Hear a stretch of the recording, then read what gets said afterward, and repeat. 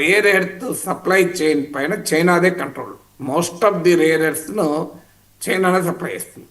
ఇటీవల అమెరికా ఎప్పుడైతే చైనా పైన టారిఫ్ల యుద్ధం ప్రకటించిందో, చైనా ఈ rare earth exports to America పైన ఆంక్షలు పెట్టింది. సో ట్రంప్ ఆ ఆంక్షల్ని ఎత్తివేయాలి అని డిమాండ్. సో రేర్ ఎర్త్ సప్లైకి ఒకవైపేమో చైనాతో చర్చలు జరిపి rare earth supply chain resume చేయాలన్నది ఒకటి.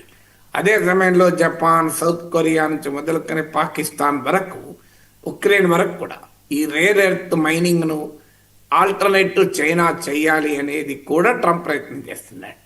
సో అందువల్ల అవి చాలా సమయం పడుతుంది. ఇప్పుడు ఉక్రెయిన్లోనో లేదా ఇంకో చోటు నుంచి రేర్ ఎర్త్ మైనింగ్ వాటిని మొదలు ఎక్స్ప్లోర్ చేసి కనుగొని మైనింగ్ చేయాలంటే సమయం పడుతుంది. ఇప్పుడు ఇమీడియట్గా చైనా నుంచి కావాలి.